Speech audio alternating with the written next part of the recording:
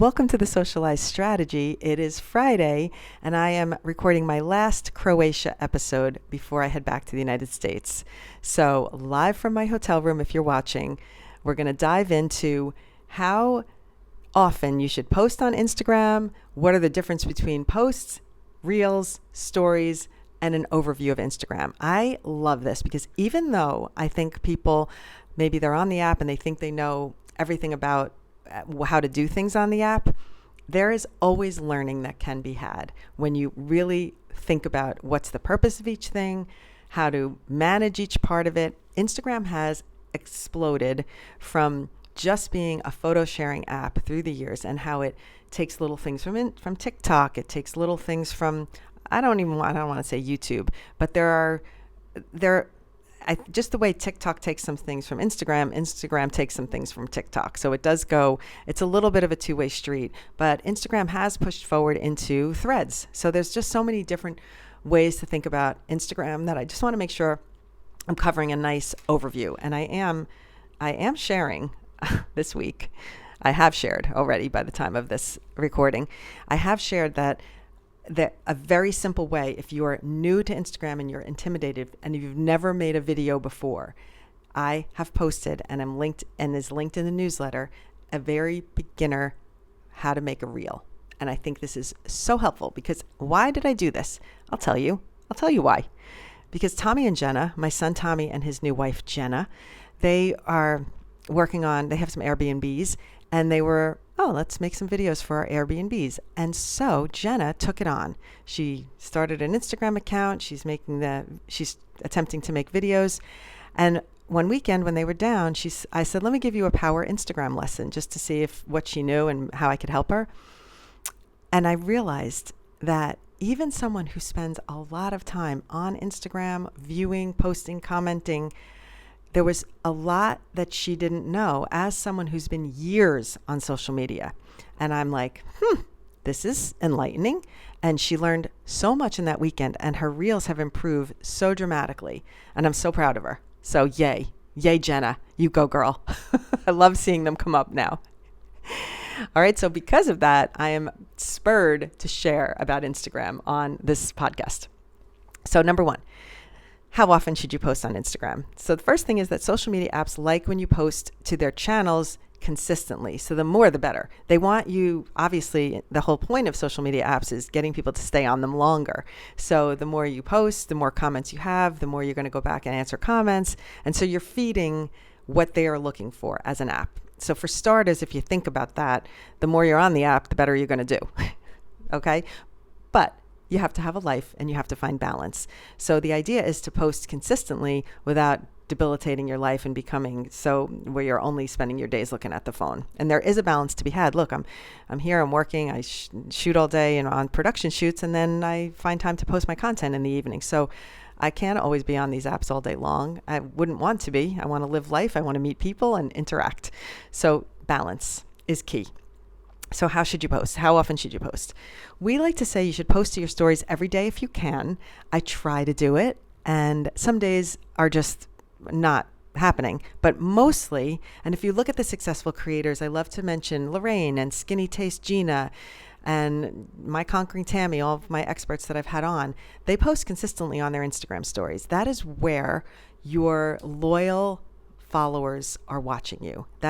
Those are the people who are commenting, interacting. They are your key people. So you want to keep them in your life. And I love to take them along with me. I like to post day to day when I'm on a trip like this and I find something to post, because I think people, once you're in their life in that way, they are happy to join the ride with you. And it's so fun. So if you're a brand, your customers are going to want to join the ride with you. And that will keep them remembering you and coming back. I do think that is why I have opportunities coming to me for production, is because I'm consistent and I'm in people's feed.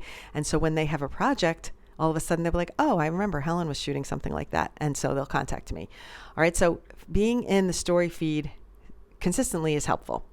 Posting to your regular feed, which would be a static post, a carousel, or reels, we suggest 3 to 5 times a week. And that just keeps you on a consistent cadence. And you could do every other day consistently. You could say Tuesday, Thursday, Saturday, Tuesday, Thursday, Sunday, Monday, Wednesday, whatever it is.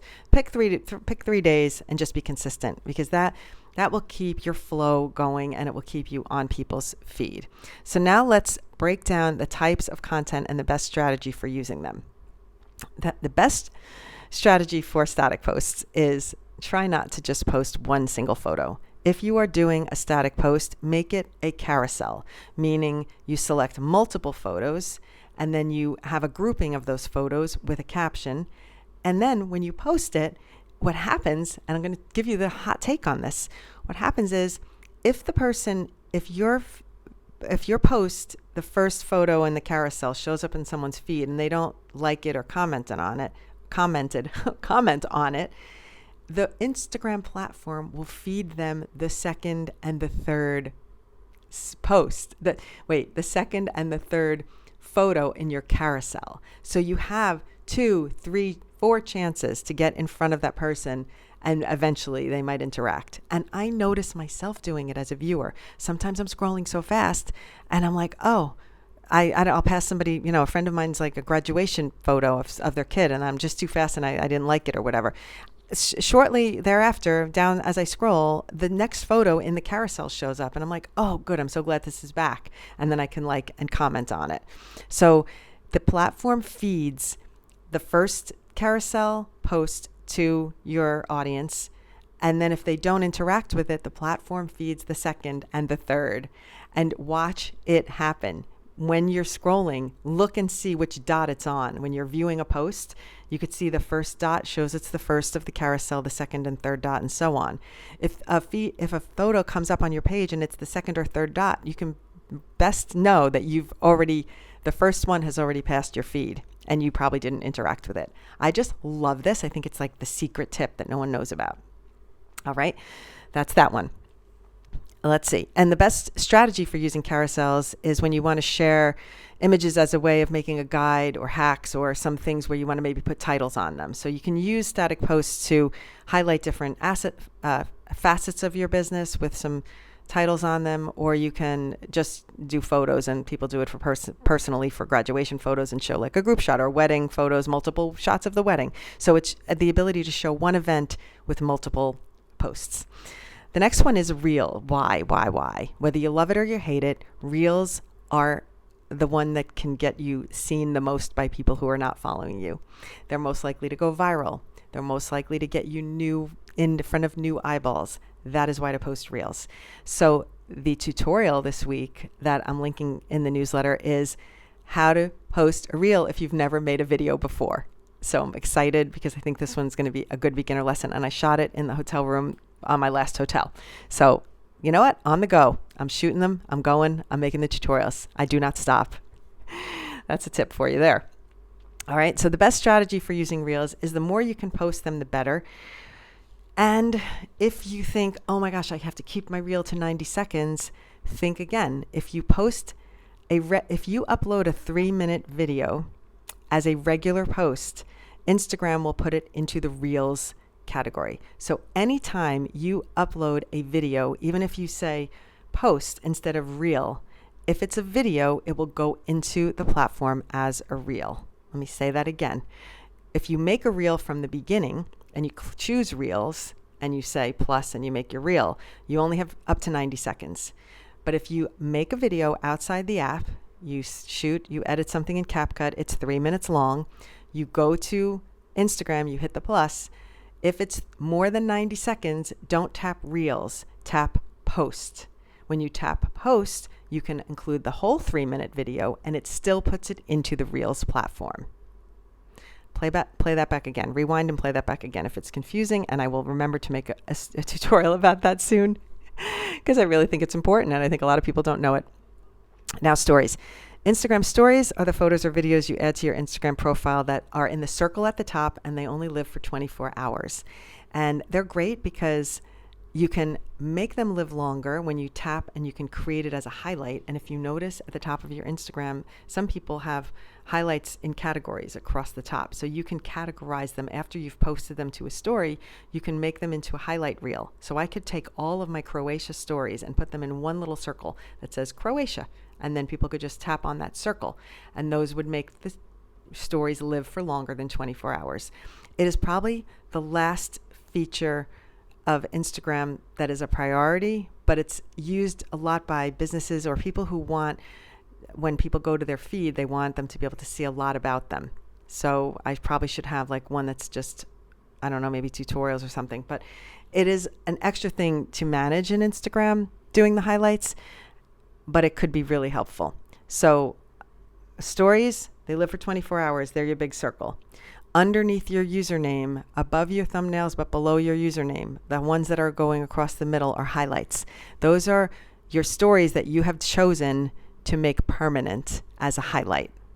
Okay, so the story itself only lives for 24 hours, but if you add it and create it as a highlight, then it lives forever at the top of your feed for as long as you want until you take it away. So those are all the features of Instagram. And honestly, I know that it's long overdue for me to have a full-on Instagram course, but you can see with everything that it needs to be explained how long it's going to take to put it together to make it make sense, and one needs to find time to do that, aka me. I need to find time to do that, and I promise to myself that I'm going to. But hopefully this was a good overview for you of Instagram and how to use it and how to think about it and how to prioritize your things. So I think that, as I always say, stories keep you connected to your core audience. So I tend to, when I don't post as much on Instagram, I tend to always have my stories going, even if my posts have to fall off the wagon a little bit. However, because I'm consistently posting on TikTok, I almost always post the same thing from TikTok to Instagram so that I have some content going out there into the Reels platform. Okay, well, if you have questions, because I have a feeling after this Instagram recap, there's going to be a lot of questions. So please submit your questions in the newsletter today, and I will answer all the Instagram questions that I possibly can in next Friday's episode. For this Friday, I'm going to sign off because it's my second to last day in Croatia. It is beautiful and sunny. I'm going to swim in the Adriatic Sea and get myself nice and cool and relaxed and have some downtime before I fly back to the United States. So thank you so much for being with me on this trip. Thanks for staying with me and listening to me on these podcasts, wherever you are. And I look forward to my next adventure. I always think when one adventure ends, another one's going to begin. But I also am very looking forward to having some downtime in the summer and just staying put. Because traveling in the summer, the heat, especially in Europe, it's rough. And it has been somewhat exhausting. Today I went for a morning run before it got really, really hot. And it was beautiful. I went along the coastline. I literally got up at 7:30 to get myself out before it was brutally hot, and it was really nice. So I'm happy that I did that, and I hope I can get one more of those in the morning before I head out. Thank you so much for being here with me in Croatia, and I wish I could speak the language. Next time I'll go to a Spanish-speaking country, and then we'll be in deep Spanish on the podcasts. I sure hope. I'm channeling it, manifesting. Okay, have a great weekend. Happy Friday, and I'll see you next week back in the USA.